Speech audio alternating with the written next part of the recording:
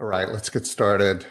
Hello, everyone, and welcome to our webinar, AP Steps Out of Its Comfort Zone, featuring insights from the latest AP Metrics That Matter report. The report was produced by industry analyst Ardent Partners and is based on their own research of medium and large AP operations. And we'll supplement that research with the perspective of one of your peers from a best-in-class P2P operation at Kimberly-Clark. Looking back, we're sure to have had to step out of our comfort zones in the last couple of years. The cool thing is we've seen AP really step up and step out of its comfort zone in front of all of these challenges. What are some of the challenges that have pushed the AP discipline above and beyond?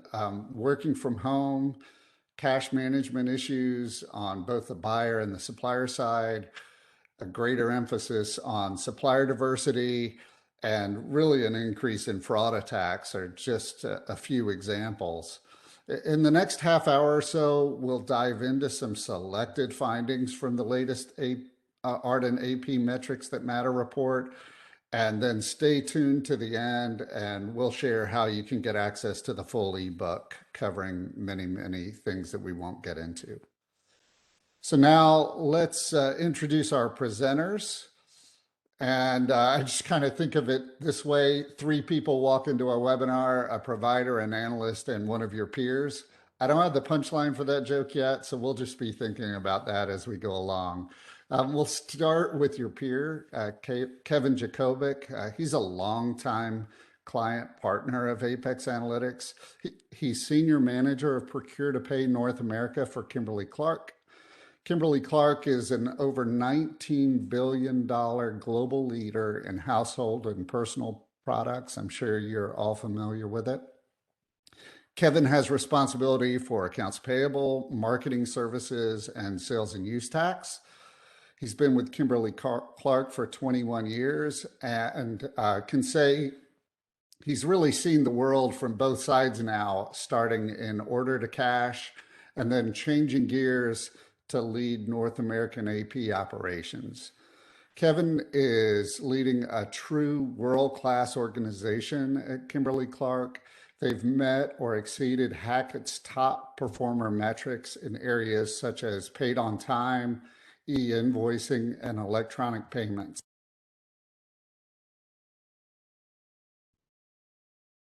He has a really interesting background. You should catch up with him sometime. He graduated from the University of Tennessee with a degree in finance. What do we say, Kevin? Go Vols, go Big Orange. Yeah, so I did a couple of years in Knoxville myself, so good school. Also joining us is Bob Cohen, Vice President of Research at Ardent Partners. Bob leads Ardent's coverage of accounts payable, business networks, and travel and expense management. Prior to Ardent, Bob spent the past 12 years working as Vice President of Marketing at Bassware, where he helped establish the firm's US presence as a major player in the AP and P2P automation spaces. And prior to joining Ardent, Bob also worked at American Express, where he helped the commercial car giant really align its products and services with just the continuing and evolving P2P market. So welcome, gentlemen. Thank you. Great to be here. Yep, thank you. So today's webinar, it's sponsored by apexanalytix. Apex gives source-to-pay leaders the freedom to control their own source-to-pay ecosystems without the limitations that other solutions impose. They use Apex software and services to manage and collaborate with suppliers throughout the supplier lifecycle in a way that ensures compliance, prevents fraud and errors, and ultimately allows them to execute on their own unique requirements and strategies. Last year alone, companies protected $8.1 trillion in annual spend using Apex software and services. Apex has the world's largest database of scored suppliers doing business with the Global 2000. Companies trust Apex to perform more commercial AP recovery audits than any other provider, and they manage suppliers using Apex Portal more than any other supplier network. So with that, let's get into the research. Bob, could you give us a little background on the report?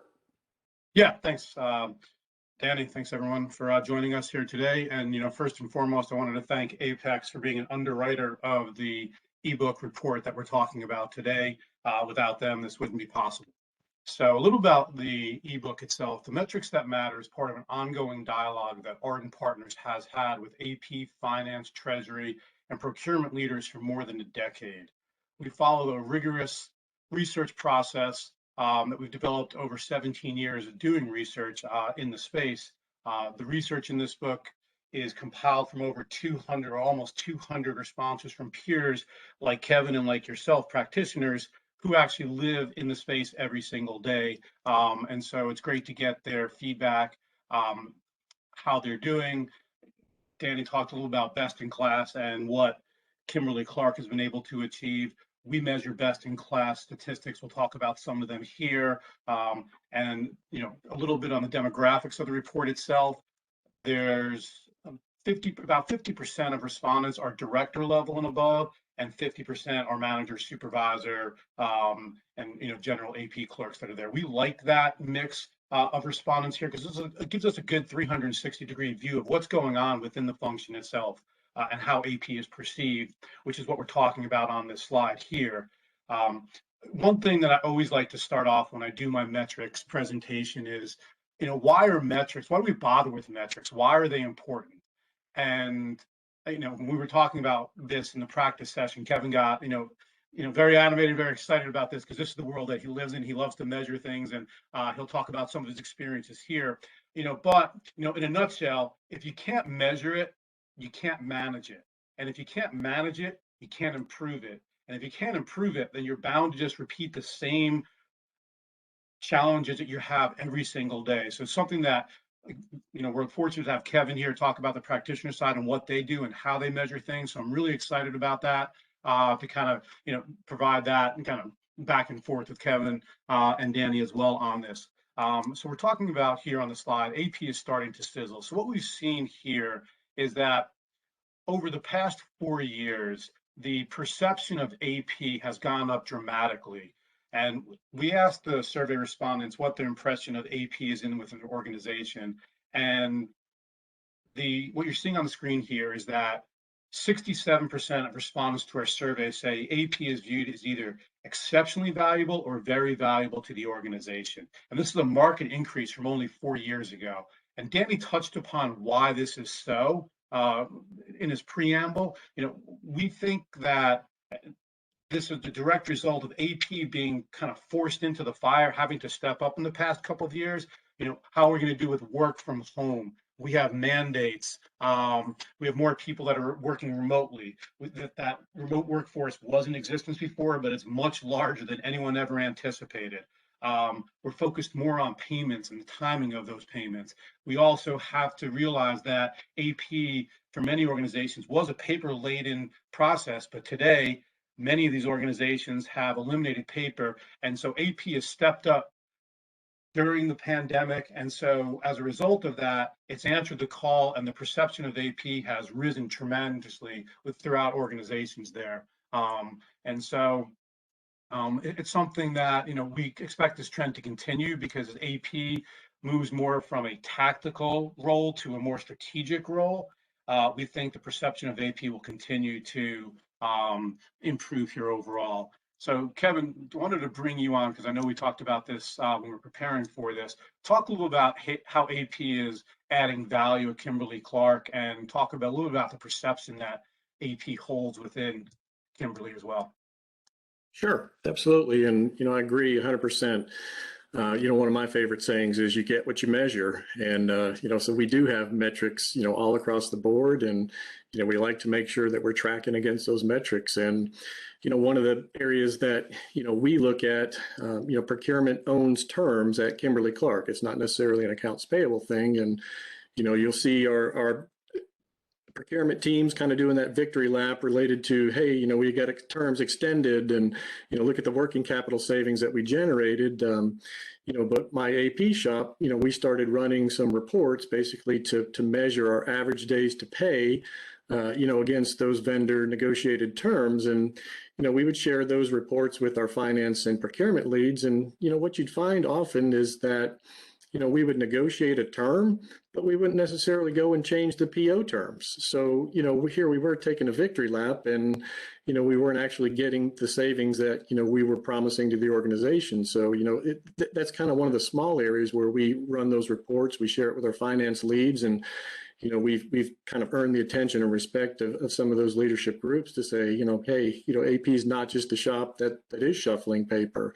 We're at the end of the process, so we're in the best position to see, all of the issues that prevent us from, paying our suppliers on time. And that's, a goal of mine is, I want to pay every vendor on time 100% of the time, but, a lot of times you have some, receiving issues, upstream, or, there are some price and quantity blocks that are out there. And, as kind of the noise ramps up, what's wrong with you guys, in accounts payable, why aren't you paying my vendor? This is a key supplier. We're able to break that data down and say, again, I want to pay all these vendors on time. I mean, I get measured against paid on time, but we've got a receiving issue at, this DC, and, they're about 30 days behind, receiving containers. So we've got to have a three-way match in the system.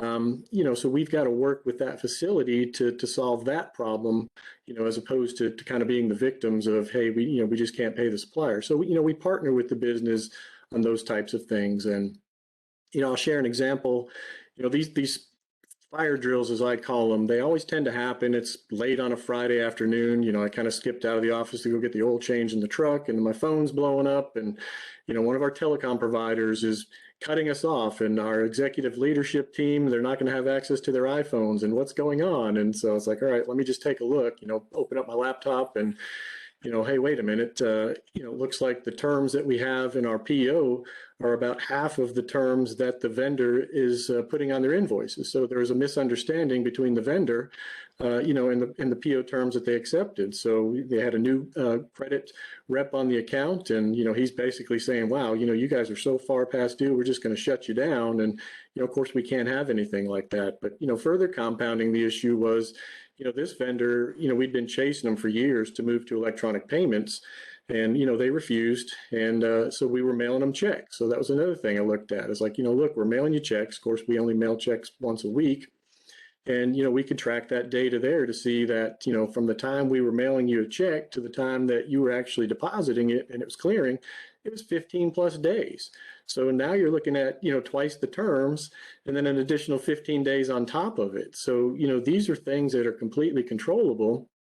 But from a KC standpoint, we felt like we were treating the vendor exactly as agreed. So, of course, we got on a quick call with the category managers and the vendor, and we were able to highlight those things and get them to admit that, yep, you're right. Yep, you're right. And, so, we were able to make sure our executives had access to their iPhones that weekend and whatnot. But, and not only that, but, after years of chasing them, the vendor went ahead and made the change to accept electronic payments, which was a big win for us. So, there's some other areas as well. I mentioned, kind of the receiving issues. We had, I guess, like a fluff provider that was shipping product to us, and, it goes on a truck at a certain weight. And then while it's shipping to us, it'll either pick up or lose moisture. So when they're receiving it at a facility, the weight never matched to, what the vendor said went on the truck. And so the receiving location, every time they'd log it in, it wouldn't match, and the invoices would go on a price and a quantity block. And,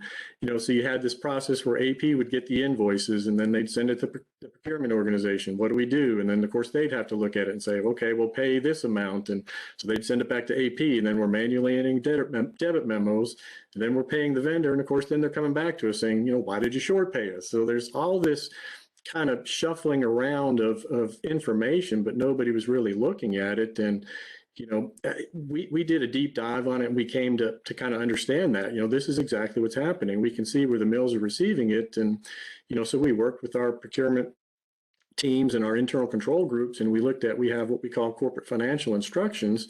And it basically tells our receiving locations that if you can receive your shipments based on, the shipping weights, if there's a reasonable, expectation that they're accurate. And, so we got them to change their process, and then suddenly all of our invoices were flowing through, the vendor was getting paid on time, and everybody was happy. So, it's little things like that where I feel like we can, kind of shine a light on some of those disconnects. I could give you some more examples. I don't want to monopolize the time.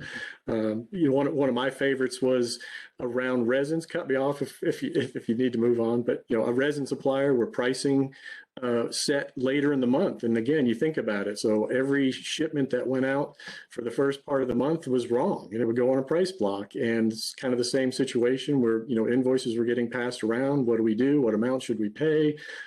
Got on a call with the category managers and the supplier, and it wasn't an easy discussion. I remember being yelled at, I'm not going to do your accounts payable for you. And, I'm trying to tell the supplier that, well, it's not that we're wanting you to do the accounts payable, but I need you to give me an accurate invoice. And, so we got them to agree to basically hold the invoice until the pricing was set. And then after that, for the last 8+ months, everything's been fine. So, those are the kinds of situations that, where AP is adding value. Yeah, it's so interesting. There's sort of these fundamental processes, three-way matches, things like that, that everybody assumed are just cut and dried. But especially when it comes to raw materials, I think these things can get pretty complicated, and consulting across customer, or rather the suppliers and the supply chain team and procurement with AP really can result in significant improvements in just overall performance. So that's pretty cool. Well, let's go to the first stat around automation, because that's sort of related to what we're talking about. Tell us about the digital transformation you've had there, Kevin. Yep. So you can see my numbers on the screen there, and we're pushing 96% e-invoicing and just under 100% e-payment. And you got to have that executive support, and I'll talk about the payment side first, where, years ago, our treasurer was touring the Knoxville facility, and, she'd gone through the AP process and kind of gave that, is there anything you need from me statement, and probably thinking she wasn't going to hear anything. And of course, I'm like, well, ma'am, as a matter of fact, we're working on an e-payment initiative, and I'd like for you to be the sponsor, and I'd like for you to be the team that decides whether or not somebody's going to get an exception, get it out of the hands of AP and the procurement organization. And of course, she loved the idea, and we put together the draft around the mandate, worked with our procurement group and our treasury group, and basically said, all existing suppliers needed to be converted within the next 18 months. All new suppliers would need to accept an electronic payment form. And if there was going to be an exception, we wrote up basically a very painful 2-page form. Who did you talk to at the vendor? Are they a decision maker?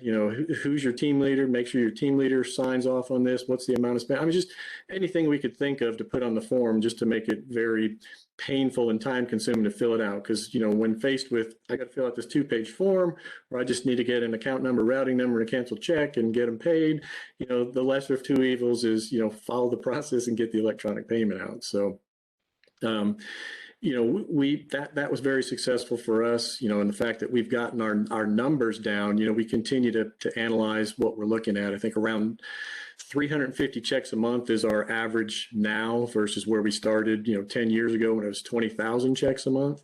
And, like in December, you have a spike, and it's like, oh my gosh, we had 500 checks that went out in December. What's going on here? Why did we mail 500 checks? And, we kind of did a deep dive on that, and you see that you have a lot of those year-end contributions. But, one of the things that opened our eyes was, there were a lot of customer payments that were going out. So if we're doing trade promotion, and payments out of the other side of the house, we hadn't really focused on that. So, we did that analysis, and, I'm partnering with the senior managers on the AR teams to say, this is going to be an area of focus for us kind of going forward. So, and I'd say the same on the e-invoicing front, that, again, we have a pretty mature procure to pay process council. So, we've got, procurement involved, and then our accounts payable groups. And, we worked on categorizing those suppliers, which ones would be relatively easy to move, which ones are going to require category management support, because not everyone says, yeah, sure, I'll go electronic invoicing. So we've got to have a plan to say, is there an alternative sourcing, option out there, or do we need to get an exception? And if there's an exception, what does that look like? So, again, working the entire P2P process, to make that happen, and then just, a little bit at a time, and just setting those targets and measuring yourself against, your progress. And that's where we are today. Yeah, that's great. And your numbers obviously are the result of a lot of hard work and focus, and there's a variety of other levels of adoption that other companies have had, but yours is certainly way above where the averages are. Bob, why don't you just tell us about the overall statistics? And Sure. related to that, we got a question that came in that I'm hoping you can answer while you're giving your response. And it was, does e-invoicing refer to invoices received electronically, like a PDF included in an email, or only invoices received via electronic platforms like EDI or Coupa or Ariba? Sure. Maybe just take a second for you, Kevin, to tell us what do you count as an e-invoice, and then Bob can talk about the overall stats. Yep. For us, so I mean, it's anything that we're not touching. So it is our EDI, or it's the stuff that's coming through the portal. So we're not manually keying them in. And are the suppliers submitting them as PDFs, or are they submitting them by doing, say, PO Flip or sending files? Yeah. We have both. So we don't get any paper. So we got rid of paper years ago. We do get some PDFs. So, and that's been a lot of the discussion here lately. If you can email me a PDF, you can email it through my system, and it'll do the optical recognition, and it'll upload. So that's where we've been having a lot of these conversations, where sometimes your vendors are saying, I don't want to do this e-invoicing thing. It's too much work. And I'm like, well, but you're already emailing me an invoice. So just email it to this different mailbox. We'll get it scanned, we'll get it uploaded, and we won't have to touch it. So yeah, we do get, manual PDFs and have to enter those, but those are considered a manual invoice. Got it. So it's a great question. When we do the survey, we are pretty specific about what we consider an electronic invoice. And we're not considering a PDF an electronic invoice, because in too many cases, PDFs get sent directly to AP, and then AP is now responsible for printing it out, rekeying the data, or scanning it in manually. So we do not include PDFs in our question when we ask about e-invoicing. So obviously, as technology advances, and as Kevin just mentioned there, if you can send a PDF directly to AP, send it to the mailbox that AP suggests it goes to, then it can be scanned and automatically captured. But for the statistics we're looking at here, this is non-PDF invoices here. And, it's great to have Kevin and the Kimberly-Clark stats here, because you can see what's possible. So those are best in class stats, obviously, and there's a number of reasons that Kevin talked about how to achieve those best in class stats, and executive sponsorship is certainly way up on the list there, because most companies want to receive documents electronically and make payments electronically, but unless you have that executive support behind you to say you need to do this, it's the only way we're going to run our business, it's really difficult to get to the numbers that Kevin is showing here on the screen. So what we're looking at here for e-invoicing is the blended average of all the respondents that we've seen here. The good news is that e-invoicing has gone up over the past couple of years.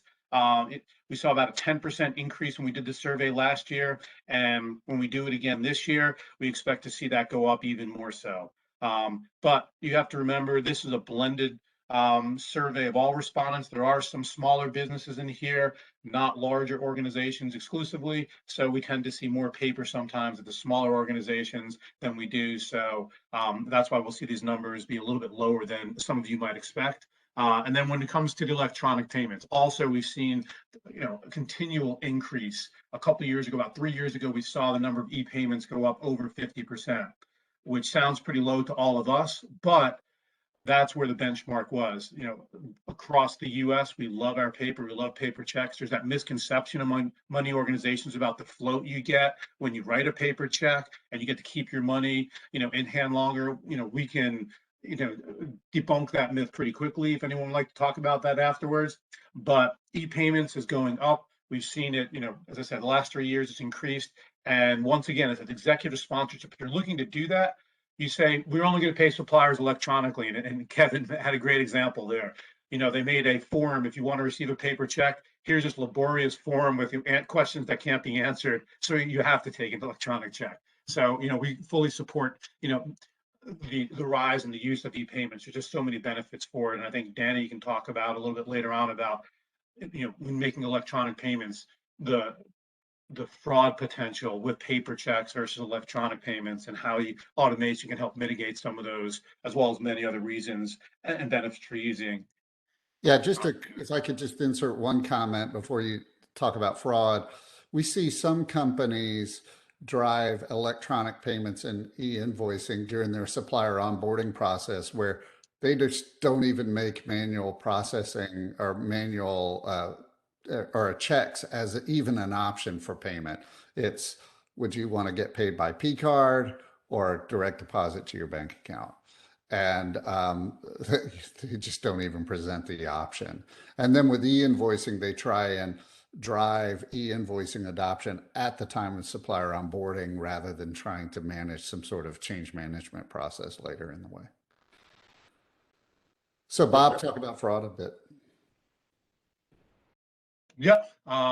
So not surprising, when disaster strikes, when an event occurs, criminals, they're also called fraudsters, never miss out on the opportunity to try to perpetuate fraud and steal money from people or organizations. So what we've seen during the pandemic is no exception.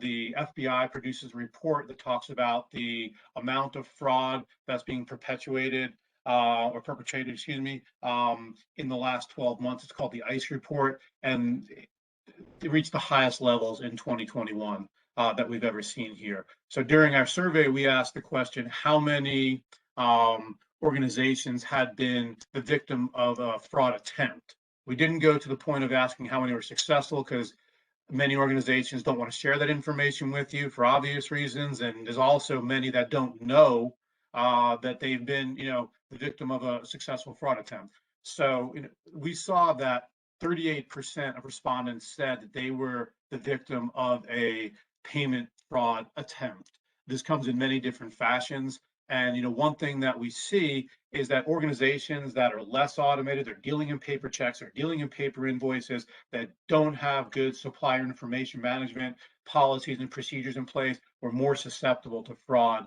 than other organizations there. So, Kevin and Danny, I think you can talk a little about what you've seen there, Danny. Yeah. We see a number like 38% and just go, companies just don't know. We have a vendor risk analysis service that we sometimes perform for clients. We have certified fraud examiners that just examines the vendor base and the transaction base to look for suspicious vendors.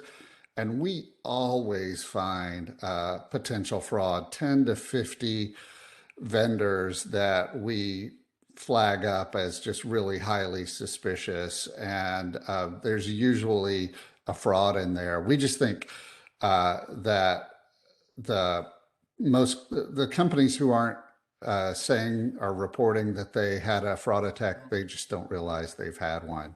I mean, consider the number one reason that companies come to Apex looking for a compliant supplier onboarding solution is that they're dealing with a previously unknown fraud that has arisen, and they're now on a quest to solve that problem. And the frauds are really getting a lot more sophisticated. Fraudsters are getting more creative. Their business email compromises out there, of course, online account takeover and hacking, social engineering, mobile numbers, all of that. But one big area is also an insider fraud problem where even the person trusted to set up vendors or to be the final approver of vendor account changes is sometimes the fraudster. So there's a lot to look at there.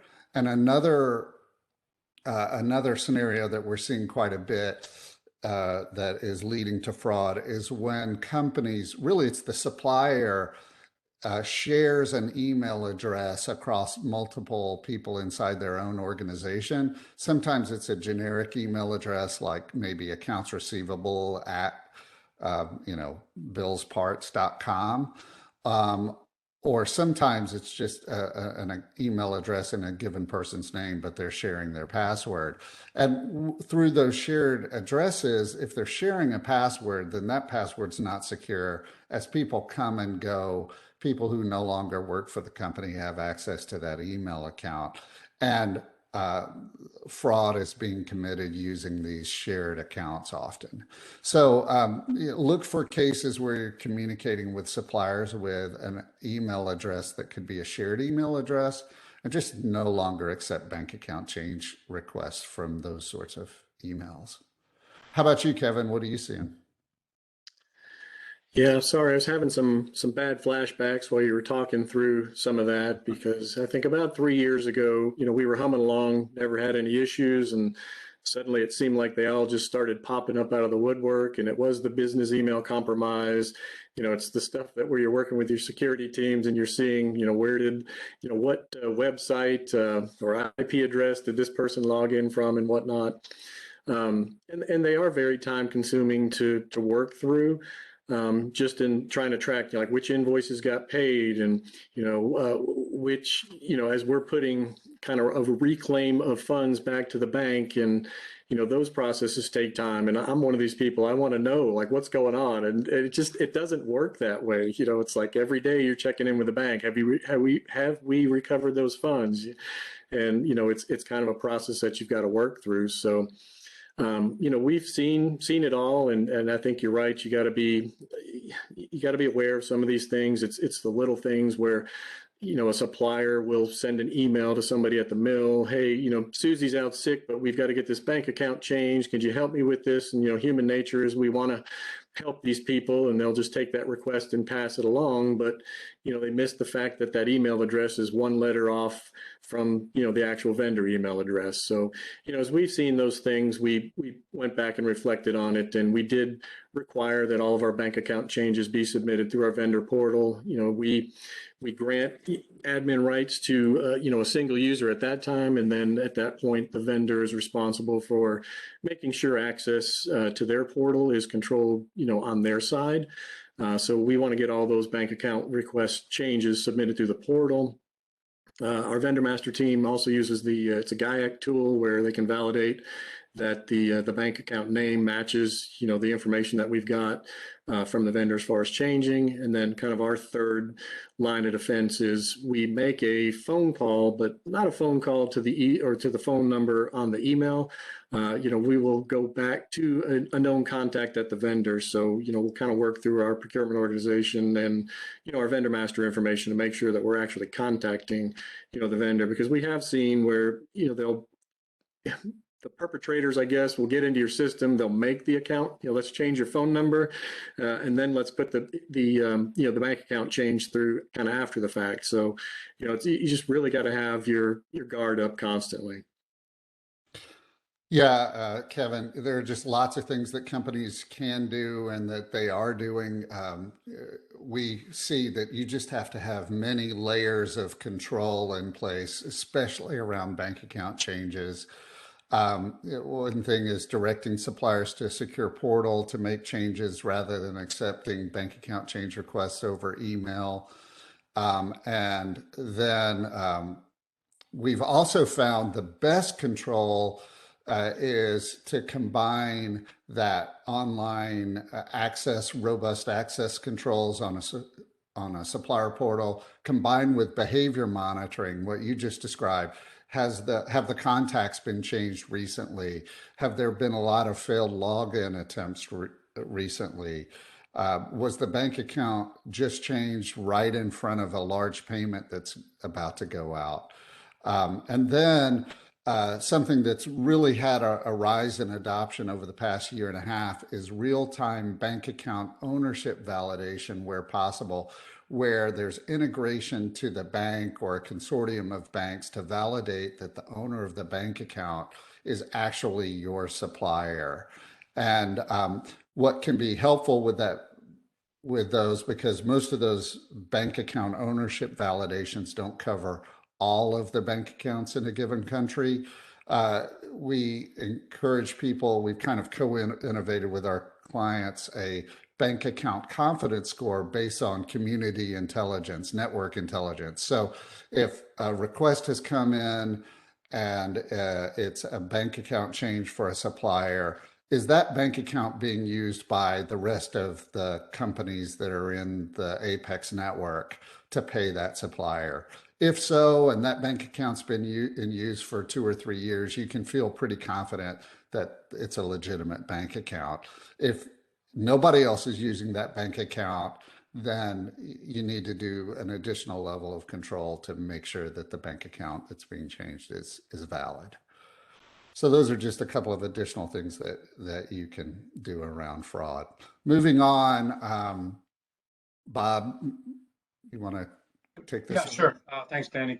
You know, we're looking at key metrics in the report, and this is definitely one of the metrics that you want to look at when you're evaluating your AP operations, is how much time does your AP staff spend handling inquiries from internal personnel and suppliers as well. And so what we saw here was that the best in class spent about half as much time handling inquiries as everybody else. And we define best in class as the top 20% of respondents in our survey with the lowest cost and time to process invoices. So what we're seeing here is that the best in class do it, spend about half as much time as everybody else here. And what do we attribute that to? When we dove into the data a little bit deeper, we found out that best in class organizations are using technology at a much higher level than everybody else was there. So there's a direct correlation to, we're leveraging technology, we're leveraging portals, we're automating these processes, and you're enabling your staff to spend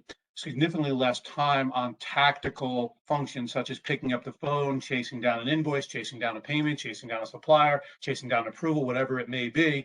And so the best in class organizations are able to now take this time and reallocate it to more strategic value adding functions. Yeah, Kevin, I think this chart was kind of a different way of measuring a help desk than you guys have used in the past, yeah? Yeah, that's what I was going to say.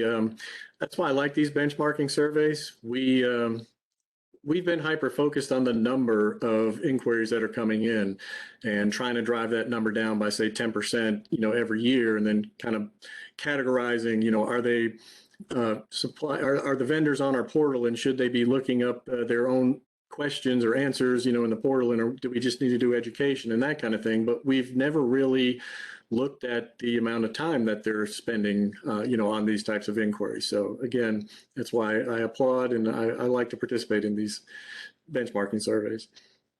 Yeah, we did our own research surveying a lot of best-in-class companies, really largest complex companies, and found that about 60% of them are enabling suppliers with online access to invoice and payment status.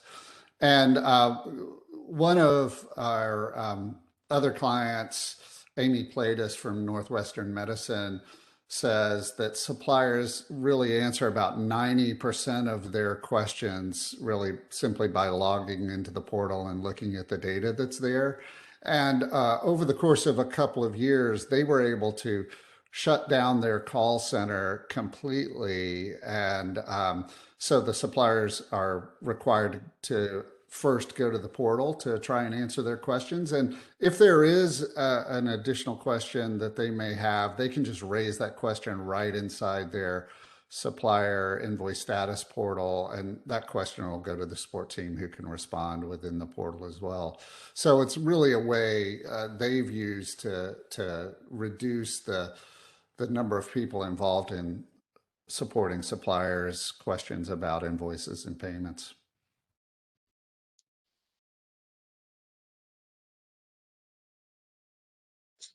So another key metric we want to measure here is taking a look at straight through processing, and that we define that as invoices that are sent by a supplier, that are received, that are automatically approved and put into ready for payment status without any human intervention. Why is that important? Because technology exists to automate the process. So why are we throwing people at this to do this? There's a better, faster, cheaper way to do this that's less error prone, that's less prone to fraud, and that's much more effective. So what we looked at here was, once again, the best in class versus all others. And we found that best in class organizations are achieving 3 times the level of straight through processing of invoices as everybody else that's out there. So that's quite significant. Once again, is how much time can we get back from our people in AP to do less tactical work and focus on more strategic value adding activities that are here.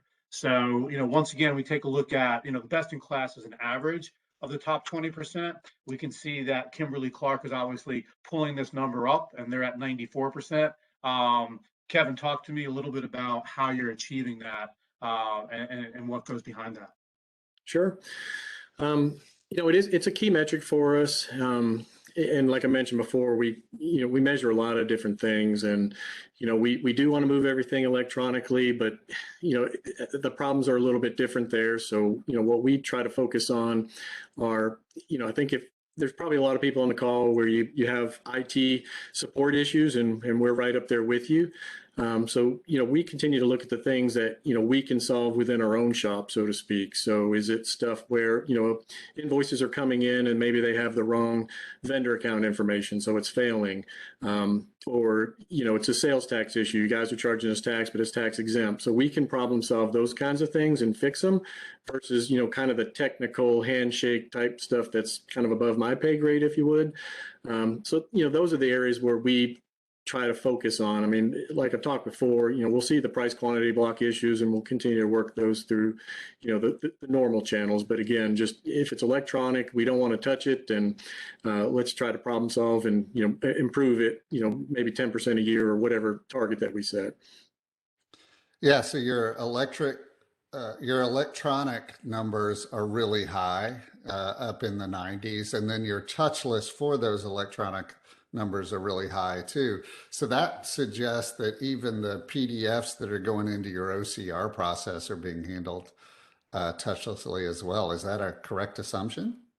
Yep, that's correct. We go through kind of a thorough testing validation process, and that's, I guess, the biggest pain point with our vendors is that they actually have to validate that the information that they're sending is in the fields where it belongs. And then once that's complete, we'll turn it on and then it works. So, but yeah, that's the goal. So do you have a metric of the accuracy of your invoice scanning? Or is this basically the metric that you use? It's the overall. I don't know that we've actually got it broken down on the scanning on it by itself. Yeah, scanning metrics can be kind of deceptive. Sometimes the providers will quote, the accuracy, the likelihood that a given character is scanned accurately, and when really in AP you care about was everything on the invoice scanned accurately. But these are really impressive numbers. Yeah, and I was going to say one thing to look at here is the exceptions that the AP department is experiencing with invoices, and that's a way to improve the accuracy to enable higher straight through processing. And also when it comes to invoices being scanned, if the invoice has an exception, a mistake on it, missing information, wrong information, you interrogate why that happened and make sure that you're not making that same mistake month after month after month. So I know that we don't have time for this. It's another conversation we were talking about in our practice session, but you have to look at the exceptions and why they're happening.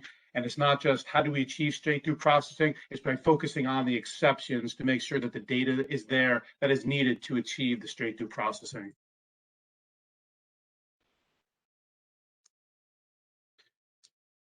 So, we ask this question every year, what's a game changer? What's going to take for us to make AP more strategic and more valuable to the organization? And what we see here, the good news is that, almost everything on here is related to automation. What we saw and we talked about earlier was executive support is critically important when it comes to any automation initiative, even more so within AP, because AP doesn't necessarily, get the respect it deserves throughout the organization just by walking in the door. Hi, I'm here from AP and I'm here to help. I think Kevin had a great example there, which is, I have the president behind me of Kimberly-Clark going, she's the executive sponsor of this. This is why we're doing that. So the more executive support you can have, the more likely you are to have a successful program implementation and have more vendors adhere to your policies, as well as internal people here as well. So we're happy to see this show up this year as executive support for AP automation being more important than ever in order to be a game changer. And looking at the data, we attribute a great portion of this to the work from home, the remote workforce that we're seeing here, because more executives realize the importance of AP. If you can't get invoices and no one's at work to pick them up or scan them in or to key them in, they're not being done electronically. Same thing for payments. It's difficult to pay vendors, and there were supply chain issues, without these problems of not paying vendors on time. So the executive staff was more involved and more supportive of automating AP and doing a digital transformation than we ever saw before. Yeah, Kevin, what are you seeing at KCC about all of this? Yeah, I mean, I would agree. We never would have gotten in any of the numbers that we had on the screen there earlier, as far as electronic invoices or electronic payments, without that executive support. And we're going through a bit of a change here at Kimberly-Clark, where we're kind of shifting from regional shared services teams into kind of a global business services with standardized processes across the globe. So, as little as 3-4 years ago, we'd kind of work with our procurement teams to say, what are the initiatives that we need to work on in North America that are best for North America as far as driving value. And we can't really do that anymore. I mean, you can, because we still have to do it, but we have kind of global process owners that are saying, well, it may be good for North America, but it may not necessarily be good for, say, Asia Pac, EMEA, or Latin America. So we're kind of in the middle of that transformation. So it's a little bit of a uncomfortable change, I guess, if you would, but part of it. Well, it's that whole global process ownership model is really key to getting everyone around the world working in a single solution. And there are those stress points, but in the end, we see people are really benefit from those global models as different regions learn from one another. So that's great. Well, so what have we learned so far? There's so much more we could dive into in the report, but just looking at what we've reviewed today, AP's value is really improving. It's being perceived as being more and more influential. Automating for efficiency is an ongoing goal, and there's some success in that. Fraud and risk are really on the rise, and there are new technologies, which we'll also get into in the Q&A. Some good questions come in around fraud and risk so far. Supplier management is a target for automation. More people are automating the supplier onboarding and ongoing management process to help drive their initiatives and ensure controls. We're still chasing improvement in straight-through processing, especially with electronic invoices, because if you can automate them all the way, that just gives you all sorts of time to do higher order sorts of work. And then to be successful, AP needs executive support so that initiatives can be driven well. As I mentioned, there's a lot more in the report. For us, things about cost per invoice and times to process single invoices or payments, invoice exception rates, changing workforce to different contingent models and other things. So to get all of that data, the full report, visit our website resources page. Just go to apexanalytix.com, click on the resources menu, and you can download the ebook there. And then now we'll go to Q&A, but just look at the survey that has popped up. It's a poll that's popped up in your window, and you'll see a poll question that really is just an opportunity for you to indicate if you'd like to get some more information about any of this from Apex. If you choose one of these, then we'll contact you and share what other information that you may want. So with that, we'll go to Q&A. Of course, anyone can raise questions in the Q&A box in the WebEx. And a few have already come in that I haven't asked already. One was, what is the name of the tool that KC uses to check the name of the bank account holder? You want to talk about that, Kevin?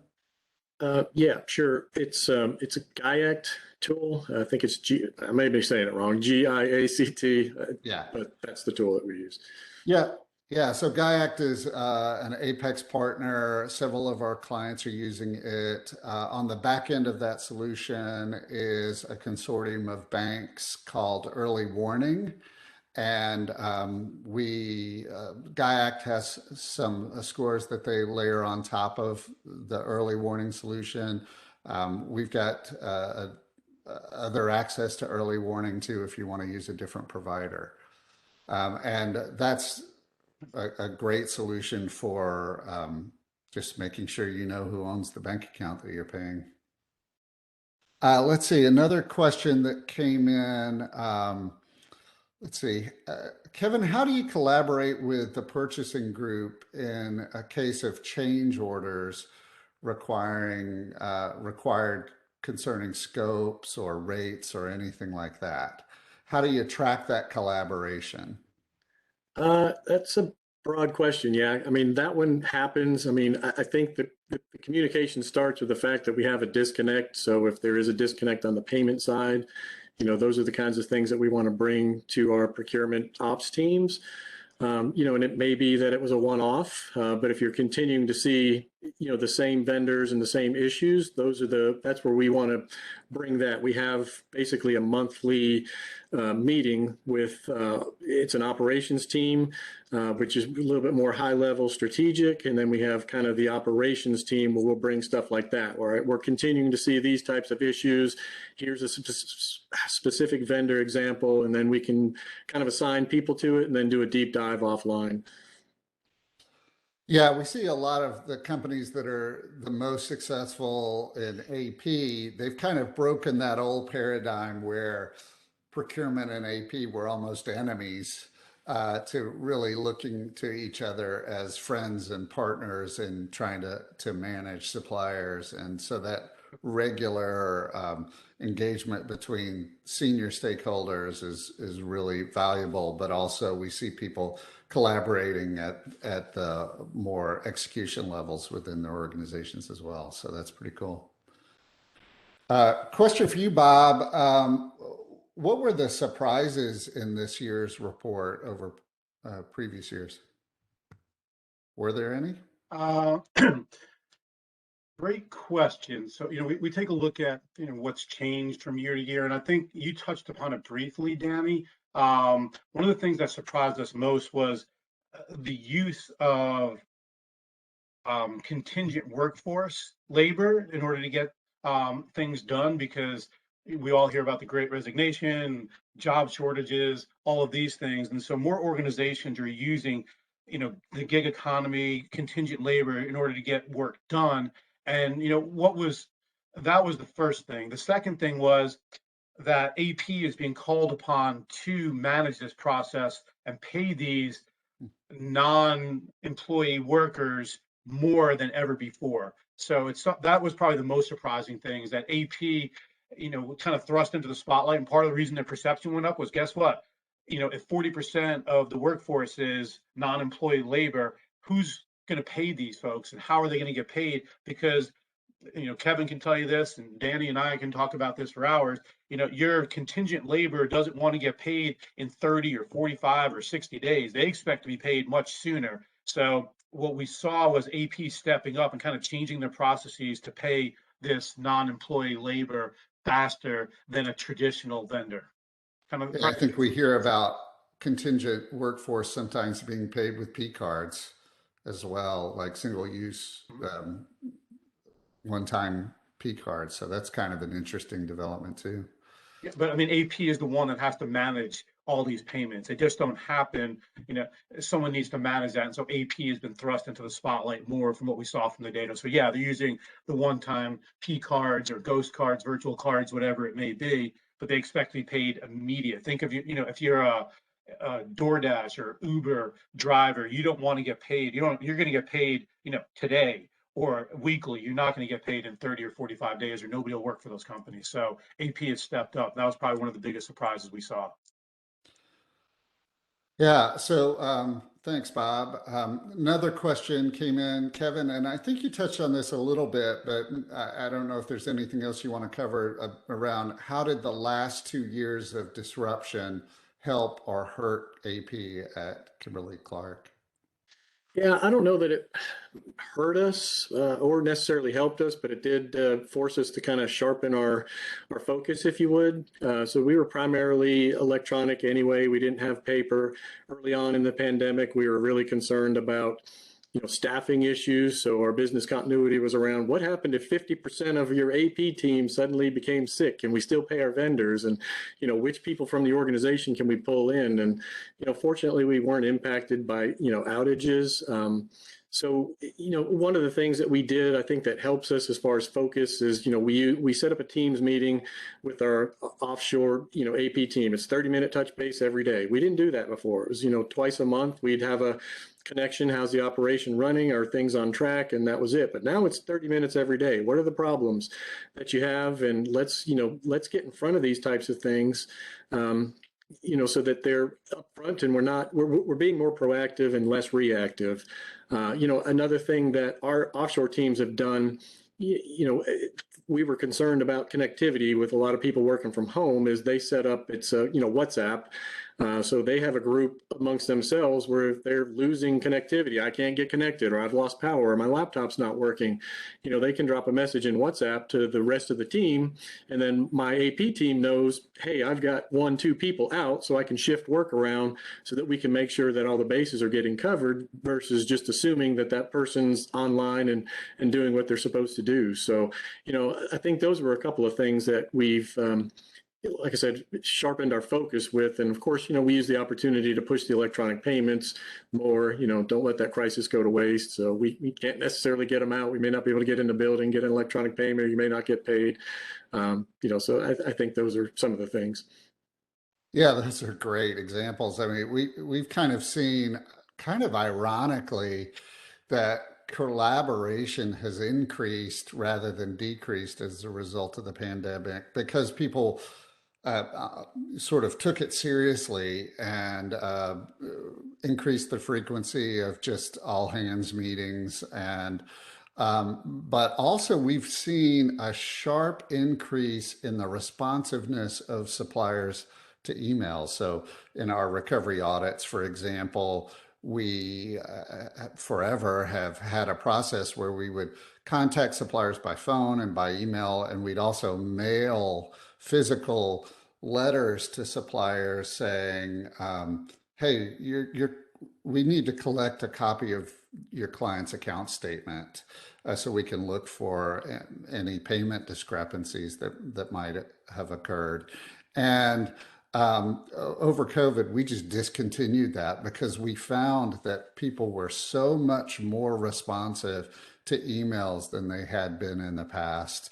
And in fact, we see numbers, they're 5 or 6 times more responsive to emails than they are to snail mail.